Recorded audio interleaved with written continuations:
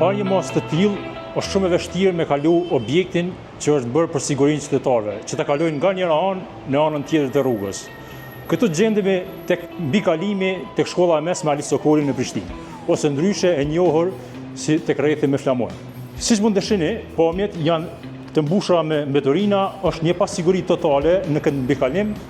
derisa qytetarët nuk kanë as siguri që të shkelin mbi këtë mbikalim. Në vargje të disa kërkesave ose disa shkrimeve që kemi marrë nga qytetarët e Prishtinës, është e pamundur që të kalohet ky mbikalim shkoku i pasigurisë, sepse qysh në fillim mund të shihni edhe që nanat me karroca nuk mund të kalojnë as lirshëm ose nuk mund të ngjiten fare për të kaluar anën tjetër të rrugës. Ndryshe mund të shikoni edhe sigurinë e kësaj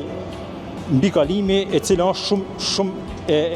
e lehtë ose e shkatrueshme, pasi ka edhe gropa të hapura nga procesi natyror ose mund të shihni edhe pamjet të cilat janë shkaktuar nga dëmët e disa qytetarëve të papërgjegjshëm. Telegrafi në vazhdimsi po trajton probleme të tilla të cilat hasin qytetarët e Prishtinës. Mund të shihni pamjet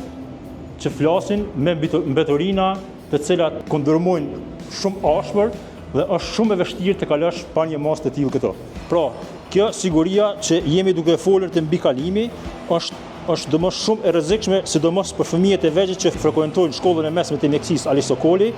e cila është në gjendje të tmerrshme dhe këtë më të vështirë e bën edhe personat e pastërtit, të cilët vazhdojnë ta frekuentojnë këtë ambient edhe gjatë natës, duke krijuar një pasiguri tjetër tek qytetarët e cilët mund të kalojnë edhe në orat e vona të natës.